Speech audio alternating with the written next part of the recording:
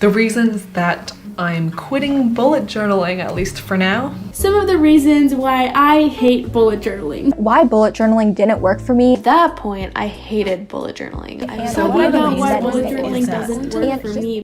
You are most likely going to quit bullet journaling, and I'm going to tell you why.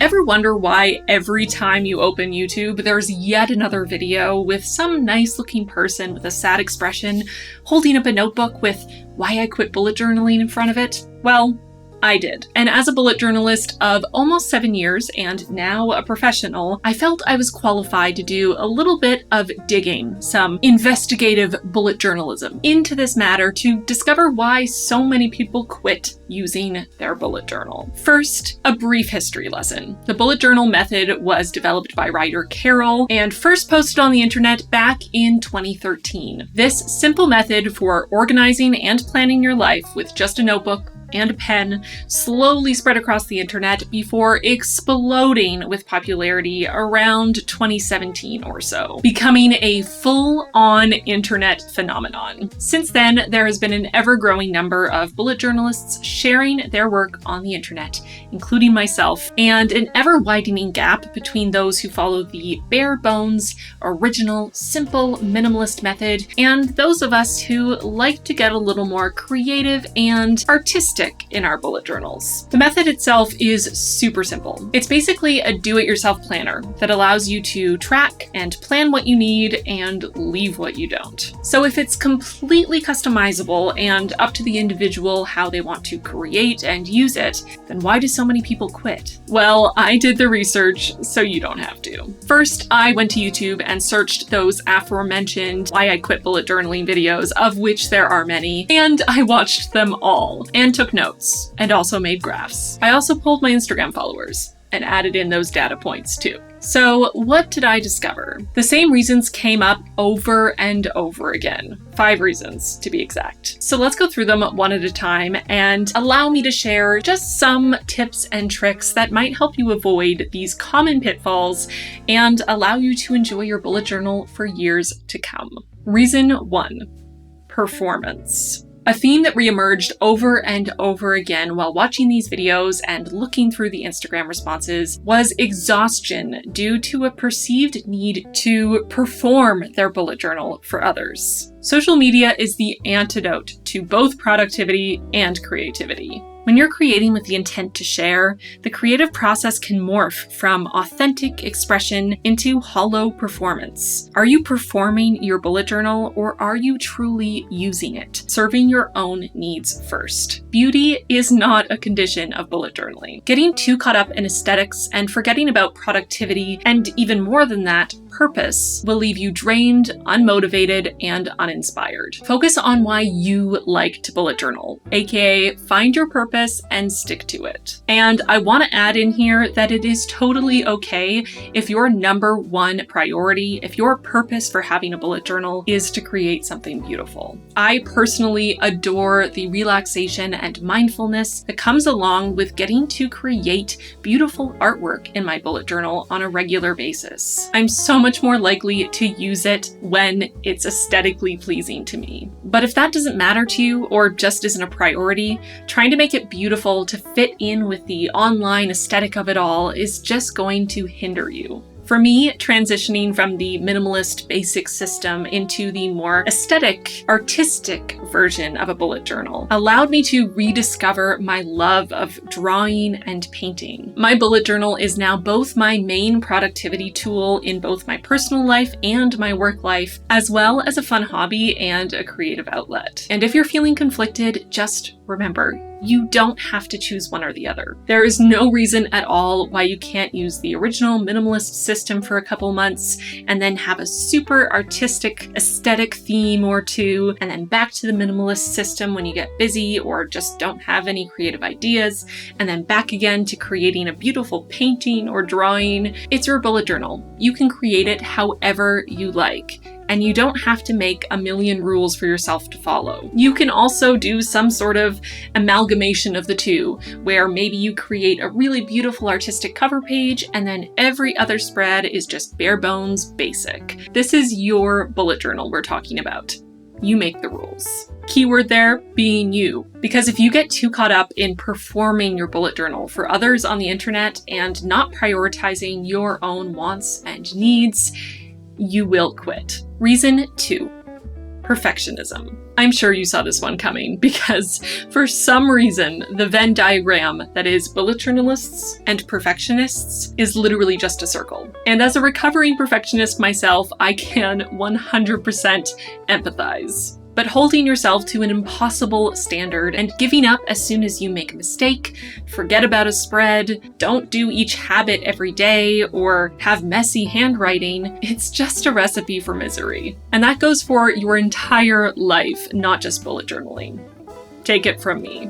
Let's get this out of the way. You will make mistakes. You will end up with spreads you don't like or don't use. And that's just the process. No one is immune. Trial and error is an integral part of developing a bullet journal system that is uniquely suited to your life and your brain. And if you stop yourself from even trying because you're too afraid to make a mistake, you're missing out on all of the beautiful things that bullet journaling could bring to your life. I think when talking about perfectionism, it's really important to remember reason 1. You don't have to share your bullet journal with anyone. If you're dealing with perfectionism, you already know that you are your number one critic. But the only thing that can make perfectionism worse, the only thing that can top our own critique of our own work, is putting it online for the world to see and dealing with others' criticism and opinions compounded on top of our own. So just don't do it to yourself, especially if you're trying to build a new habit. Trust me, it is way more fun to share your bullet journal once you've found your groove,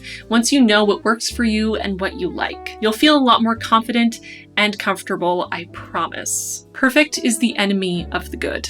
It's also the enemy of getting started, getting things done, and feeling good about yourself. A bullet journal isn't supposed to be perfect. It's supposed to be useful in your pursuit of what matters to you, whether that's mindfulness, productivity, creativity, relaxation, organization, or some combination of the above. Mine is chock full of mistakes, scribbles, half-finished spreads that I forgot about, and coffee stains. And I wouldn't want it any other way. I don't need something perfect. I need something that I'm motivated to use, that's where the art comes in, so that I can get my shit together and keep it together, ideally. A bullet journal isn't supposed to be perfect, and neither are we. And if you get too caught up in making your bullet journal perfect, you will quit. Reason 3. Comparison. Social media pits us against each other to serve the algorithm. And on visual platforms like Instagram and Pinterest, that means prioritizing spreads that are familiar, tidy, and eye-catching. Did you notice what was glaringly absent from that list? Useful, real, tailored to the individual. Comparison truly is the thief of joy. And so many people who quit bullet journaling cite this internal pressure to live up to what they see online as a major factor in losing motivation with their bujo. This doesn't just apply to artistic standards or feeling like you have to outdo other bullet journalists. This can also result in people feeling like they have to do the exact same spreads as everyone else in the exact same way, even if it doesn't work for them. Of course, feel free to try spreads that intrigue you, but also keep an open mind. Be critical of how that spread functions for you. How do you feel setting it up? How do you feel using it? Do you feel motivated to use it? Are there aspects of the spread that don't apply to your life, or other aspects you wish you could include? Bullet journals are customizable, which means you have to put in that little bit more effort to analyze spreads that you incorporate into your system and adjust them or eliminate them as needed. And that doesn't mean you can't bring a spread back later if you miss it, or bring it back in a different way. But it does mean that you don't set up 20 spreads every single month out of a feeling of obligation when you really only want and need 4. So gather inspiration online, try new things, but always stay true to your wants, needs, and purpose. Because if you let comparison get the best of you, you will quit. Reason 4. Time. Time. that ever-elusive dimension of which there is never enough. The most frequently repeated reason for quitting bullet journaling that I saw in my research was that it was too time-consuming. And listen, I get it. We are busy. We don't have time to set up elaborate spreads every day of the week. Again, this is my full-time job, and I still don't have time to set up a new spread every day. Most of us can still manage a bullet journal in some form. But if you are well and truly so busy that you can't even keep up with the simplest version of this system, then it's likely that bullet journaling isn't for you. And that is completely valid. The trade-off here is flexibility. If you have no extra time and have no problem following a more rigid pre-made planner, then that's what you should do. But getting the flexibility that comes with making your own bullet journal means putting in that little bit more time. There really is no way around it. So if you want my tips for sticking with a bullet journal without spending every waking hour on its maintenance, then listen up. First of all, if what is most time consuming for you is rewriting tasks over and over again, I highly suggest you check out the Rolling Weekly. It saved my bullet journal, and I cannot sing its praises enough. I'll link a video explaining it here. It saves so much time. If you're spending ages on creating art, then simplify. My solution here is to create artistic monthly spreads, but very simple and minimalist weekly spreads. So my initial setup for the month with a cover page and a quote page and a calendar, I'll make those really artistic. I might whip out some paints. But for my day-to-day in my weeklies, I use the exact same layout every single week, and all I need is a single pen. If you have a few hours on a day off to set up your month, you can do this method. I do all of my monthly art in my bullet journal in a single day. Love and use a spread, but find yourself dreading setting it up each week or month? Try creating a longer-term version of this spread that you can just set up once per bullet journal. If you can make a version of this spread that can last several months at a time, you just need to set it up once until you move into a new notebook. Give it a try. And ultimately, my biggest tip or piece of advice here is that the entire process of setting up your bullet journal, whether it's a new notebook or a new month or your next week, it gets easier the longer you do it. Once you've worked through different types of spreads, once you've found what works for you, what you need, what you like, the setup process becomes much, much easier. It takes less brain power and less time. This is so important because if you don't learn to use your bullet journal time more efficiently, you will quit. Reason 5. Overwhelm. This is such a common problem within the bullet journaling community, and it makes me so sad because it is 100% avoidable. People jump in too fast, too soon, and get in way over their head. So many Bujo newbies start with like 25 super artistic and elaborate spreads, and then wonder why they struggle to keep up with it. Burning hot and then burning out. So start small. Start with only a handful of spreads and go from there. I personally would recommend starting with the absolute bare bones system as explained by writer Carol in this video. Start with the spreads you absolutely need, future log, monthly log, daily logs, and try it out for a couple months. Grab a notebook you have on hand, grab a random pen or pencil, and just try the basic method. Get a feel for it and see if it even works for your brain. Because as awesome as the bullet journal system is, as modular, as flexible as it is, it's not going to work for every single person. So don't jump in head first, buy super expensive supplies, and put in a huge amount of commitment in both time and effort into the system before you even know if you like it. Once you get a handle on how the system functions, once you figure out if you like it and what does and doesn't work for you, then you can start to add a little more complexity and some embellishments. And I know this might not be what you want to hear. I know the artistic element of a bullet journal, the aesthetic of it all, is really what draws a lot of people to bullet journaling. And I understand, I love that side of it too. But I used the original method for years with barely any use of color, let alone art, before I got to where I am now. And that allowed me to build a solid foundation of understanding of the system before it got complicated. You don't need to wait as long as I did. You don't have to wait years, but I would definitely recommend trying at least a couple weeks, maybe a couple months if you can, before you get too deep. Just give yourself a chance to learn the system and adjust. Bullet journaling is a marathon, not a sprint. And if you rush too quick in the beginning by doing too much,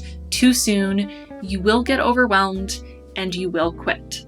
So there you go. Those are the 5 main reasons I discovered in my research that people quit their bullet journals. And they're likely the reasons you'll quit too, if you don't find solutions that work for you.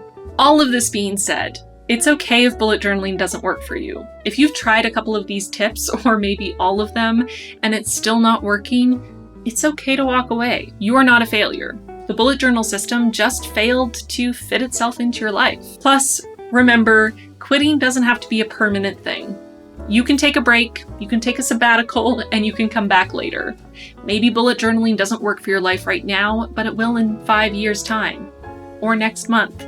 And the bullet journal system will be there when you come back to it, if you come back to it. Let me know in the comments if you've ever struggled with any of these 5 issues and what you tried to fix them and whether any of those fixes worked for you. Also, if you've quit bullet journaling, I would love to hear your experiences. And if you're considering starting a bullet journal, this was probably a good video to start with, but I can also recommend my How to Start a Bullet Journal video, which I will link up here and in the description box. Thank you to my patrons for your support. Extra special thanks to our newest patrons, Amelia, Amy, Stephanie, Ashley, and Mridula. Welcome all of you to the squad. We are so excited to have you. If you at home want to join the squad, feel free. There's a link in the card and in the description box down below. And with that, I'm going to get going. Thank you so much for watching this video, and I'll see you really soon in my next one. Bye, friends. Feel free to check out some of my other bullet journal content here and here.